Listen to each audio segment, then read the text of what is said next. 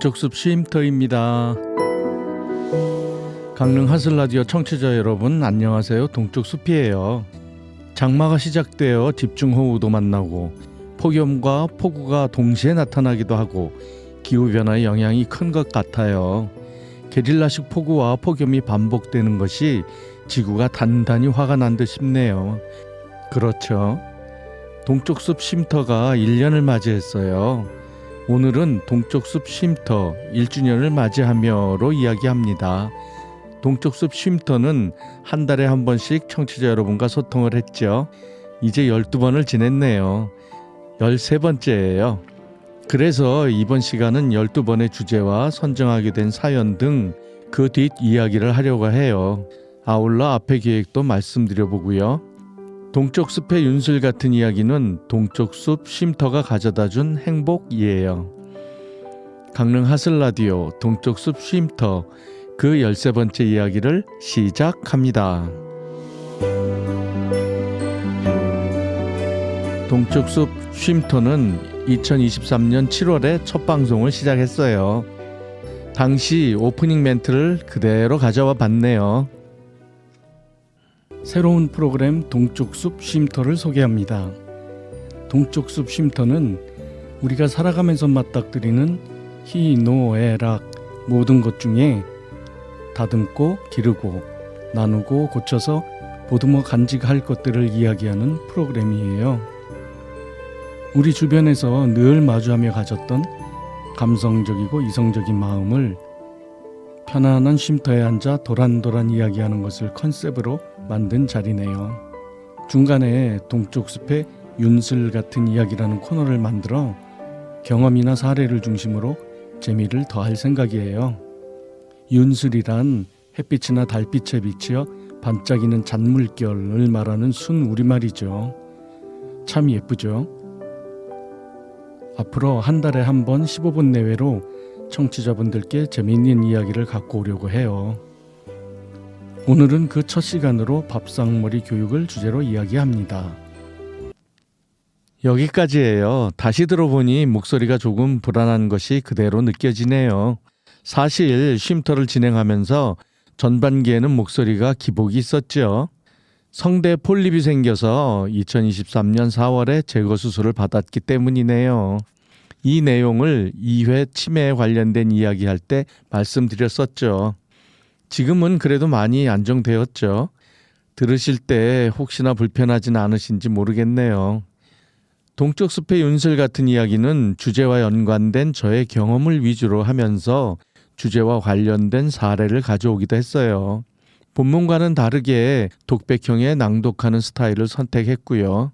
사실 이 부분은 저의 개인적인 경험이나 의견, 정보 등이 언급될 수밖에 없어서 조심스럽기도 했고요. 그럼에도 불구하고 애정을 갖고 준비할 수 있었던 것은 아마도 쉼터를 구성하게 된 동기에 대한 욕구 때문인 것 같아요. 쉼터는 제가 살아오면서 겪었던 일에서 비로소 깨닫거나 아님 실망해서 반면교사로 삼게 되었던 여러 일들을 통해 삶의 지혜 혹은 다른 여러 요소를 진심으로 나누고 싶음의 현실화 버전이거든요. 물론 저만의 경험과 사고에 의존하기에 항상 편협되고 왜곡될 수 있는 부정적 위험 요소를 갖고 있음을 경계하고 있긴 하죠. 그럼에도 1년을 지속할 수 있었던 것은 나누고 싶은 욕구가 더 컸다고 생각되네요. 사실 제가 이야기하고 싶은 것을 100% 다 하진 못하네요. 조금 비현실적인 이야기도 있고 오해의 소지가 많은 주제는 거르고 있어요. 이것은 현 시점에서 당연하다고 생각하고 여건이 충족되면 또 그에 따라야겠죠. 그럼 쉼터의 12번의 내용을 간략하게 들여다볼까요? 2023년 7월 첫 번째 이야기는 밥상머리 교육 알고 계시죠? 였네요. 윤슬 이야기는 아버지가 만들어주신 나의 식습관으로 밥그릇에 물 부어라가 키워드예요. 이것을 첫 이야기로 삼았던 이유는 가족이란 개념이 핵가족으로 나뉘는 시점에서 공교육의 비중이 왜곡됨에 따라 가정교육의 중요성이 더 커졌지요. 또 부모의 과대한 집착에 따른 부작용이 우려스러워 첫 주제로 삼게 되었네요. 윤슬 같은 이야기는 지금도 제가 실행하고 있는 아버지가 만들어주신 습관이기에 쉽게 연기할 수 있었어요. 또 제가 아직 우리 아이들에게 제대로 전달하지 못한 것에 대한 아쉬움도 있었네요. 이때 쉼터는 오직 표지의 음성만으로 진행되었어요. 그리고 인용된 책에 오류도 있었고요. 방송으로 언급되는 것은 매사 확인을 하는데 워낙 확신하고 있었던 내용이라 의심 없이 인용했는데 오류가 되었네요. 방송이 어렵구나 다시 한번 느낀 사례가 되었어요. 두 번째 이야기는 치매 어쩌면 좋죠? 와 윤슬 이야기는 치매를 바라보던 나의 생각이네요. 이것도 제가 당시 겪었던 전신마취에 의한 수술 때문에 선정했고요. 제 개인적 정보가 많이 공개되어서 부담스럽기도 했네요.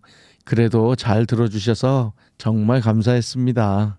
이때 표지 외에 영상 컷을 2개 넣었네요. 이해를 돕기 위해 처음 시도했어요.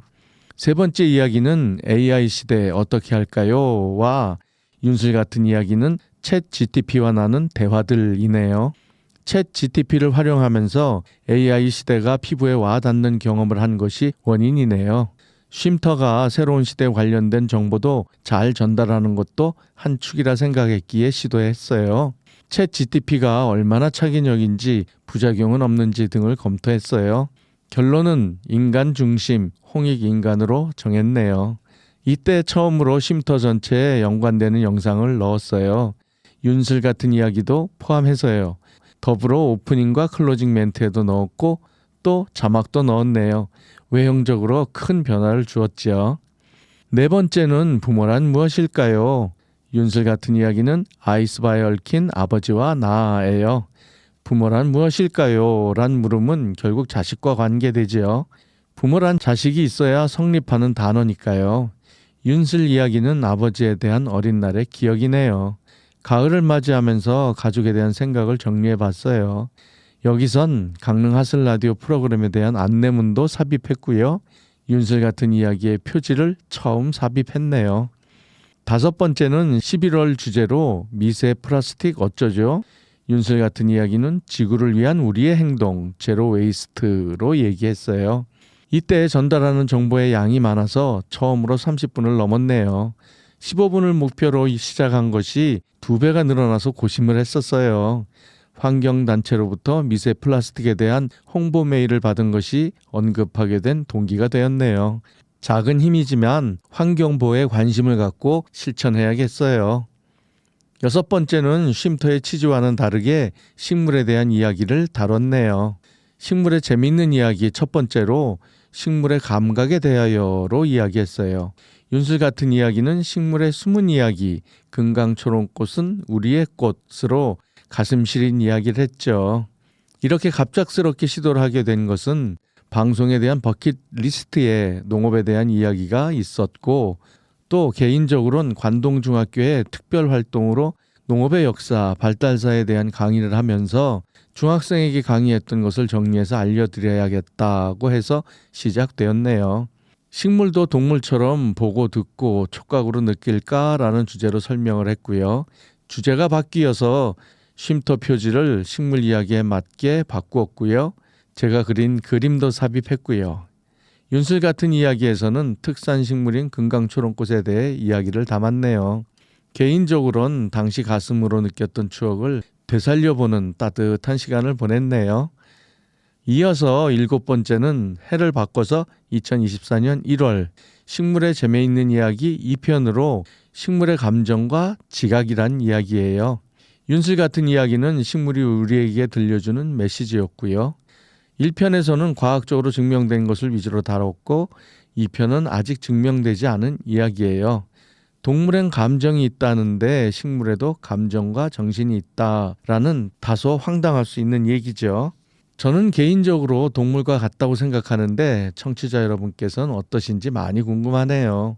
저는 이런 분야가 과학적으로 충분히 입증되지는 않았지만 앞으로 적극적으로 알아가야 할 매우 중요한 부분이라고 생각하네요.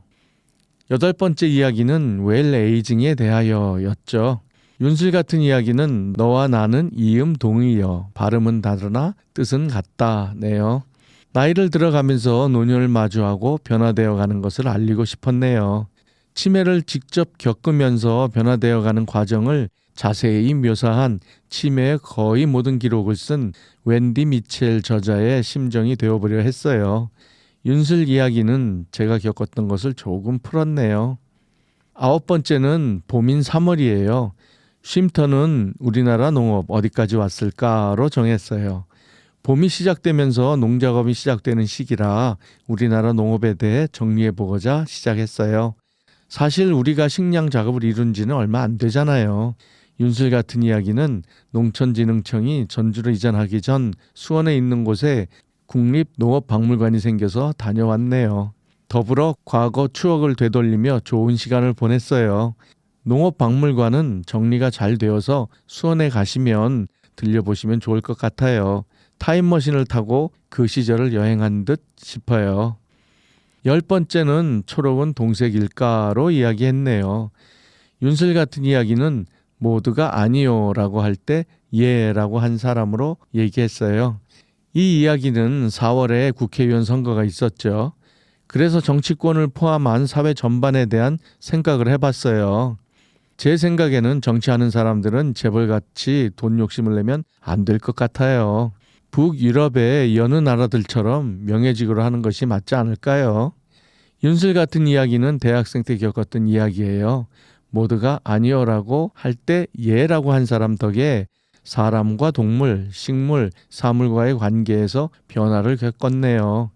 이때 농업 관련 이야기를 분리해서 동쪽 숲 그루우란 프로그램을 새로 만든다고 말씀드렸죠. 열심히 준비를 하는데 자꾸 늦어지네요. 아마도 첫 회라는 욕심이 자꾸 더디게 하나 봐요. 주제를 먼저 말씀드리면 잡초에 대한 이야기네요. 잡초와 농작물의 조화로운 농법, 상생농법이라고 이름을 지어봤어요. 많이 기대해 주세요. 11번째 이야기는 계절의 여왕 5월이란 주제로 이야기를 했어요. 지금도 5월을 떠올리면 실록이 뿜어내는 산산이 부서진 역광의 햇살이 떠올라요. 하슬라디오 멤버들의 소중한 사연들도 떠오르고요. 개별적이지만 결국 우리 모두의 이야기죠. 윤슬 같은 이야기는 5월을 주제로 주옥 같은 시를 모아봤어요. 사실 음악을 깔고 낭송을 해볼까? 라는 생각도 했었지만 오히려 누를 끼치는 것 같아 일찍 포기했어요. 그래서 우리 멤버 신앙송가 양순희님께 부탁해볼까 생각도 했지만 시간이 촉박해서 여의치 못했네요. 많이 아쉽네요. 챗 GTP를 이용한 시도 소개했지요. 12번째 마지막 이야기는 이젠 이것도 꼭 알아야 해요로 마약에 대한 이야기예요. 윤슬 같은 이야기는 뻐꾸기 울음소리가 가져온 기억이네요. 6월은 봄에서 여름으로 들어가는 단어가 있지요. 또 호국 보은의 달이기도 하고요. 유튜브에서 각종 사회 이슈를 찾아보던 중 가장 눈에 띄고 여운이 남는 것이 바로 마약이었어요. 미국 켄싱턴 거리의 펜타닐에 의한 좀비 상황도 충격적이었고요. 우리가 지금 제대로 대처하지 않으면 10년 혹은 20년 후에 서울 거리가 될 것 같은 생각이 들더라고요. 마약은 종류 가리지 않고 무엇이든 처음이 곧 끝이다가 결론이에요. 우리가 제대로 알고 확실히 대처해야겠죠. 윤슬 같은 이야기는 뻐꾸기 울음소리 연상되는 6.25를 떠올려 봤네요. 또 뻐꾸기의 탁날하는 습성에서 존재하는 모든 것은 다 이유가 있다는 당위성을 보았고요. 그런데 쉼터 역사상 가장 큰 실수를 했죠. 확인을 분명히 거쳤음에도 물뽕 GHB 부분에 영상이 없어졌더라고요. 무척 죄송했네요. 다신 반복하지 않도록 주의할게요. 쉼터를 하면서 노래도 조금 해봤고 동쪽 숲의 윤슬 같은 이야기 표지도 바꿔보고 성대 폴립을 제거해서 목소리도 불안정하고 자막 글자가 틀리고 발음도 다르게 하고 여러 일들이 있었네요. 2년 차엔 실수를 더 줄일 수 있겠죠. 바꾼 윤슬 표지는 남대천 철교에서 동영상을 촬영했어요. 얼마나 기뻤는지 몰라요. 여러 차례 시도했지만 이렇게 윤슬이 많이 보인 것이 없었거든요. 감사해요. 이렇게 12번의 쉼터 이야기를 간략히 둘러봤네요. 앞으로 쉼터는 방송 시간을 조금 줄이고 더 편안한 느낌을 가지고 이야기하려 해요. 그리고 가능하면 초대 손님과 이야기를 나누고도 싶고요. 동쪽 숲의 윤슬 같은 이야기는 얄팍하지만 책으로도 내볼까 하는 욕심도 있네요. 강릉 하슬 라디오 우리 동네 사람들 프로그램의 첫 손님이자 강릉말 좀 아나의 신명수 선생님께 배운 것이거든요. 버킷리스트에 단단히 넣어뒀네요. 고맙습니다. 쉼터를 하는 동안 강릉시 영상미디어센터가 휴관하게 되는 어려운 시기도 겪고 하슬 라디오 여러 프로그램 개편과 진행에 어려움을 겪고 있는 것이 제일 아쉽네요. 이어서 동쪽 숲의 윤슬 같은 이야기가 이어집니다.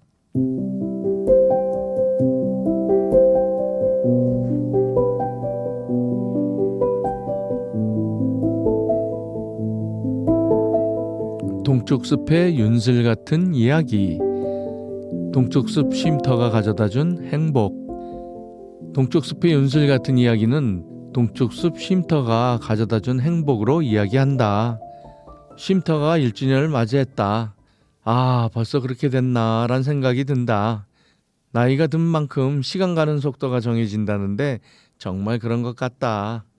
쉼터를 이야기하면서 강릉 하슬 라디오를 이야기하지 않을 수 없다.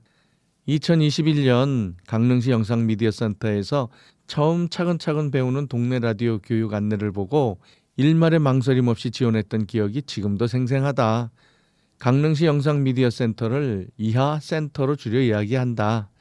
부천에서 실제로 마을 방송을 하고 계시는 김지선 선생님을 통해 첫 방송을 배우기 시작했다. 코로나 때문에 줌을 이용하여 첫 교육이 이루어졌다.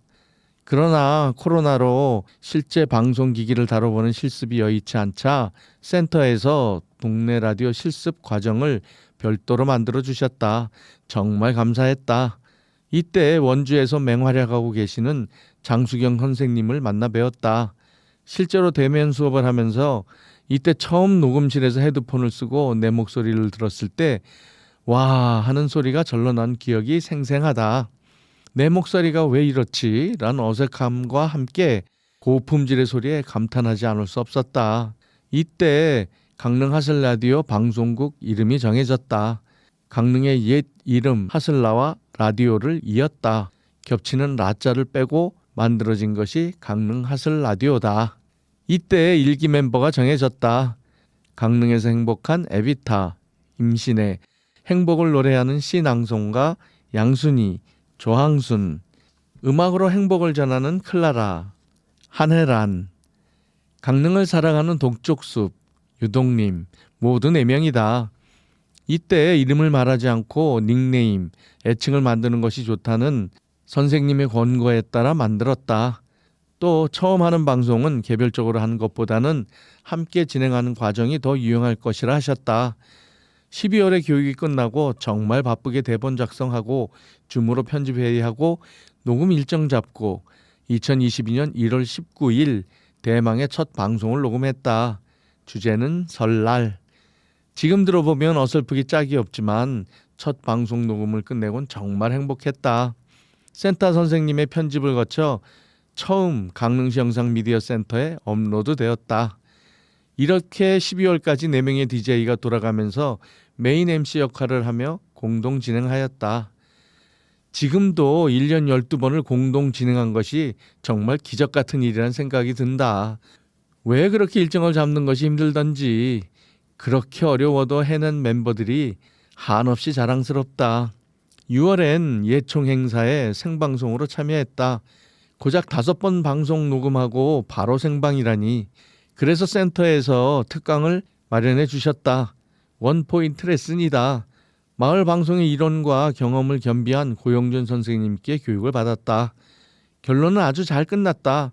2번으로 나뉘어 유튜브에 업로드되었다. 초대 손님으로 안광선 박사님과 내일상회 오디와 솜씨 씨를 모시고 생방송하는 첫 경험이 짜릿했다. 열심히 한 결과일까 경사가 겹쳤다. 센터 김은경 선생님 권유로 강원시청 미디어센터의 공모전에 참여한 것이 선정이 되었다. 결과를 말씀드리면 3편을 만들어 좋은 평가를 받고 지원금도 받아 강릉 하슬 라디오 운영비로 잘 활용하였다. 또 있다. 공중파 방송. KBS 라디오 5시 정보쇼에 생방송으로 출연했다. 와, 정말 축복받은 느낌이었다. 센터 선생님들과 김경미 아나운서와 이진아 작가께 감사드린다. 이렇게 개국 1주년이 마무리되었다. 우린 방송에서 노래도 하고 피아노도 치고 시 낭송도 하고 울기도 하고 다사다난했다. 2023년 새해를 맞이하여 프로그램을 대대적으로 개편하였다. 팀으로 경험을 쌓았으니 이젠 개별로 진행해보자 했다. 프로그램을 늘렸다. 우리 동네 사람들 강릉말 좀 아나? 마카 알코드래요. 우리 동네 사람들은 우리 이웃을 초대해서 삶의 이야기를 듣는 코너고, 강릉말 좀 아나는 강릉말의 아이콘인 신명숙 선생님을 모시고 강릉말을 배워보는 시간이고, 마카 알코드래요는 강릉의 새 소식을 전하는 프로그램이었다.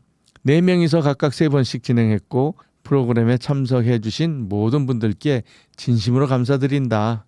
또 기쁜 일이 생겼다.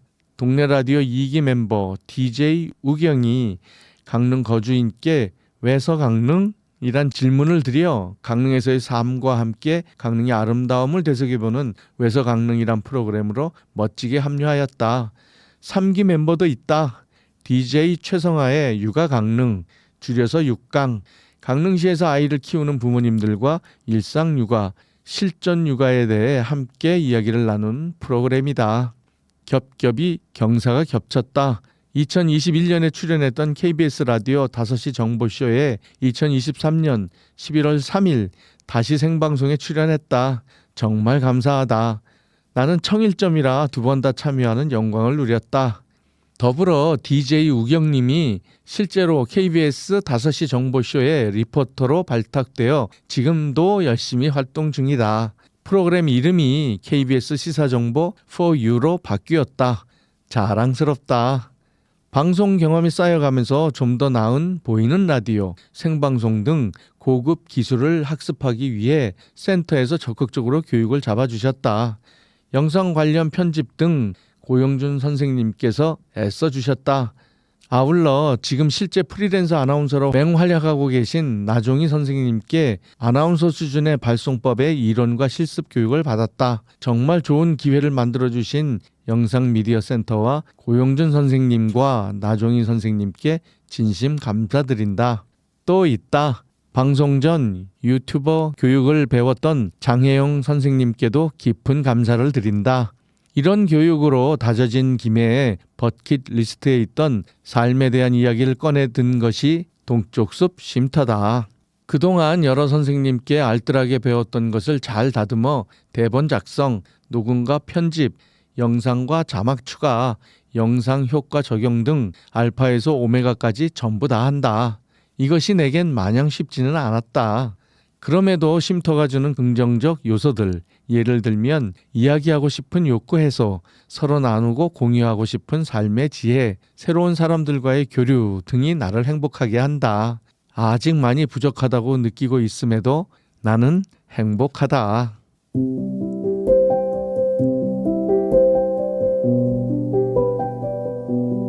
제가 쉼터를 이어올 수 있기까지 정말 많은 교육과 실습을 해온 것이 보이네요.